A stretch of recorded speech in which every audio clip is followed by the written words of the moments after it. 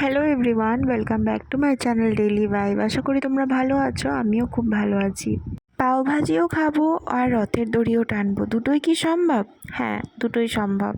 রথের দড়ি টানতে গেলে পেঁয়াজওয়ালা খাবার খেলে চলবে না, যার কারণে নিরামিষ পাওভাজি বানালাম। দেখো কিভাবে বানাচ্ছি। দুটো টমেটো, একটা গাজর, একটু ক্যাপসিকাম আর একটু কুমড়ো, একটু বাঁধাকপি, একটু বিনস, এরকম সবই সবজি আমি নিয়ে নিয়েছি।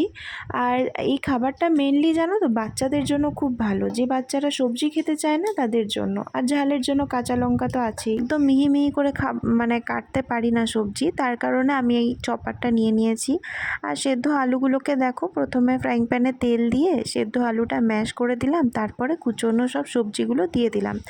একটু তেলের মধ্যে সব সবজিগুলো লাগিয়ে দিলাম, একটু নেড়ে চেড়ে তারপরে সব বেসিক মশলা যেগুলো হয় সেগুলো সব দিয়ে দিলাম, যেমন নুন, একটু স্বাদ মতো চিনি, তারপরে মানে একদম অল্প চিনি, যেহেতু দুটো টমেটো দিয়েছি তার জন্য ব্যালেন্সটা ঠিক করতে হবে। তারপরে একটু হলুদ, তারপরে জিরে গুঁড়ো, ধনে গুঁড়ো, তারপরে একটু তোমার গোলকি মানে ব্ল্যাক পেপার পাউডার, আর যা মশলা হয় সবজি মশলা নর্মাল। তোমরা চাইলে পাওভাজির মশলাও দিতে পারো, কিন্তু পাওভাজির মশলাতে যেহেতু মানে পেঁয়াজ রসুন থাকে তাই জন্য আমি দিইনি। আমি নর্মাল সব ভেজ রান্না যেহেতু করছি তাই ভেজ মশলাই সব দিয়েছি। আর একটু কাশ্মীরি রেড চিলি পাউডার কালারটার জন্য, এগুলো সব দিয়ে দিয়েছি। আর সাথে আদা লঙ্কা বাটা। তো এগুলো দেওয়ার পরে 1 গ্লাস মতো জল দিয়ে দিয়েছি, যাতে বাকি সবজিগুলো সেদ্ধ হয়ে যায়। আলুটা অলরেডি সেদ্ধ ছিল, কিন্তু বাকিগুলো যেহেতু কুচিয়ে দিয়েছি তাই জন্য সেদ্ধ হতে টাইম লাগবে না। তার জন্য সবগুলোকে দিয়ে জল দিয়ে আর ঢাকা দিয়ে দিলাম। তারপরে এই দেখো ফ্রেশ ধনেপাতা। তোমাদের কাছে ধনেপাতা যাদের কাছে অ্যাভেলেবেল নেই তারা কাস্তুরি মেথি দিয়ে দাও। আর সাথে একটু ভিনিগার, আধ ঢাকনা মতো, মানে ওই 1 চামচ মতো।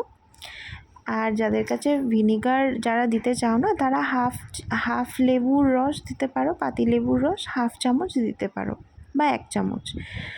আর তারপরে এই দেখো এই পাউগুলো যে কোনো বেকারির দোকানে পেয়ে যাবে তোমরা, আর বা গোলদারি দোকানে 26 টাকা প্যাকেট নেয় আমাদের এখানে, আর 6 পিস করে দেয়, বেশ ভালো গো।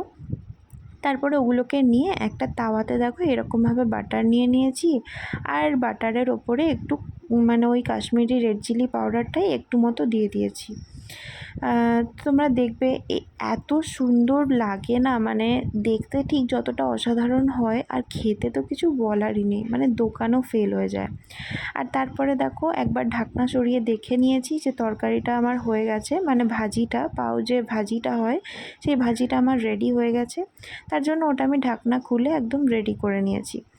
আর এই দেখো আমি তাড়াতাড়ি করে সব পাউগুলো করে নিলাম, একবারেই ভেজে নিলাম বাটার দিয়ে। আর যেমন বললাম বাটার আর কাশ্মীরি রেড চিলি পাউডারটা সব তাওয়াতেই দিয়ে দেবে, আর তারপরে এইভাবে পাউগুলো এক এক করে ভেজে নেবে। যাই হোক, তো এইভাবে আমার সব পাও ভাজি পুরো রেডি হয়ে গেল। এবার আমরা গরম গরম খাবার খাবো। এখানে আমরা দুজন মিলে গল্প করতে করতে পাওভাজিটা টেস্ট করছিলাম। আমার তো রিয়াকশান দেখেই তোমরা বুঝতে পারছো কীরকম হয়েছে।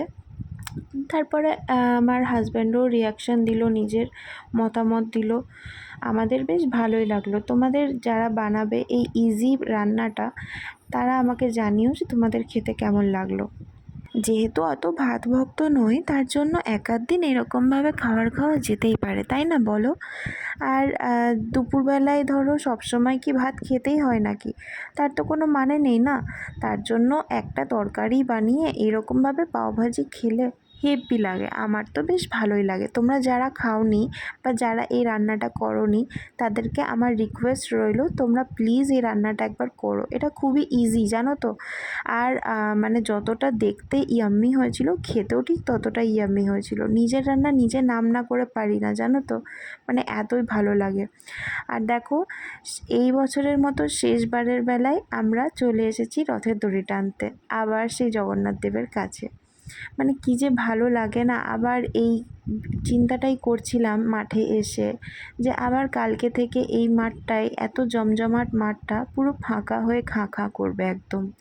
কেননা আবার তো জগন্নাথদেব চলে আসবে বাড়ি। তো এই যে এত জনসাধারণের সবার ভিড়, এত সবাই ভোগের জন্য, প্রসাদের জন্য হাহাকার, এই জিনিসগুলো আর কাল থেকে আবার হবে না। আবার 1 বছরের অপেক্ষা। বলে না, মানুষ চাইলে ভগবানকে পাথরেও খুঁজে বের করে। কেন বলছি জানো তো? এত ভিড়ের মধ্যে একজন পরিচিত মানুষ পাওয়াটা খুব দুঃসাধ্যকর ব্যাপার। আর সেই পরিচিত মানুষ যখন তোমাকে আলাদা রকমভাবে ভগবানের চরণ ফুল দেয়, ভগবান একদম চাপানো প্রসাদ দেয়, সেই জিনিসগুলো খুব আলাদা পাওনা, জানো তো? এগুলো ভগবানের প্রতি বিশ্বাস না রাখলে হয় না। আর তার উপর থেকে তুমি যাতে পেট ভরে ওখান থেকে খেয়ে আসতে পারো, তার ব্যবস্থাও যদি সে করে দেয়, যার জন্য তোমার প্রসাদের কুপন সমেত সব কিছু দিয়ে দেয়, কী যে ভালো লাগে না। যে বলে না যে যার কেউ নেই তার ভগবানই আছে, তো এই কথাটা আবার প্রমাণ হয়ে যায়, জানো তো? কেননা দেখো, আমরা ওখানে গেছিলাম তো কোনো কিছু পাওয়ার আশাতে যাইনি, আমরা শুধু জগন্নাথ দেবকে দেখতে আর রথের দড়ি টানতে গেছিলাম। তারপরে যে একদম পেট ভরে একদম তৃপ্তি করে খেয়ে দিয়ে আসবো, সেটা আমরা ভাবিনি। এখন আর আগের মতো টাইম ম্যানেজমেন্ট করতে পারি না, জানো তো? যে আগে যে জিনিসগুলো যেভাবে টাইমে করছিলাম, সেই জিনিসগুলো এখন আর পারি না। কেননা তোমরাই দেখো, 14 তারিখের ভিডিও আজকে দিচ্ছি, তো এইভাবে কিভাবে লেট হয় তোমরা দেখতেই পাচ্ছ। কেননা ছেলেটা বড় হচ্ছে যেহেতু, তার জন্য সব দিকটাই দেখতে হয়। শুধু যে ও দুষ্টুমিই করে সেটা না, জানো তো? কিন্তু ও কখনো শান্তও থাকে। তো একটা জিনিস এখন মাথার মধ্যে চলে আসে যে ও খুব তাড়াতাড়ি বড় হয়ে যাচ্ছে। তো দিনটা যে তাড়াতাড়ি পার হয়ে যাচ্ছে না ও তাড়াতাড়ি বড় হয়ে যাচ্ছে, সেটা বুঝতে পারছি না। কিন্তু এতদূর বুঝতে পারছি যে ওর এই টাইমটা আর পরে আমরা পাবো না। তার জন্য এখন যতটা সম্ভব টাইম ওকে দিতে চেষ্টা করছি। দেখো, এই বছরের শেষবারের মতো রথের মেলায় মথুরার কেক খেয়ে নিলাম। আবার একটা কোনো মেলা বা আবার 1 বছর অপেক্ষা রথের মেলার জন্য, যার কারণে আমি আবার মথুরার কেক খেতে পারবো।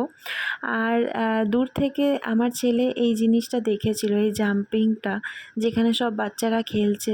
সেখান থেকে এমন ইশারা করছিল আর এমন করছিল এখানে আসার জন্য, যে লাস্ট অবধি তাকে এখানে এনজয় করানোর জন্য নামাতেই হলো। আর নামিয়ে দেখি, প্রথমে ভাবলাম যে ওই বাচ্চাগুলো যদি ভুল করে একে ধাক্কা দিয়ে দেয় বা কিছু, তো বাচ্চাদেরকে খুব ভালোবাসে, সেটাই দেখলাম যে ওই বাচ্চাগুলো ওকে নিয়ে ভালোই এনজয় করছিল বেশ। দুনিয়ার সব নামি দামি ব্র্যান্ডের কুলফি বলো বা আইসক্রিম বলো, সব কিছু একদম আলাদা দিকে, আর এই কুলফিটা একদম আলাদা দিকে, তাই না? তোমাদের কাদের কাদের এই কুলফিটা ভালো লাগে আমাকে জানিও।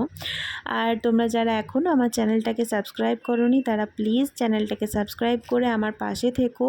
সবাই এইভাবেই আমাকে ভালোবাসা দিও। আর তোমরা সবাই নিজেদের সব কাজের মধ্যে সময় বের করে আমাকে, আমার ভিডিওটা এত শেষ পর্যন্ত দেখার জন্য অনেক অনেক ধন্যবাদ তোমাদেরকে। তোমরা সবাই ভালো থেকো, সুস্থ থেকো, সবাইকে ভালো রেখো। Thank you.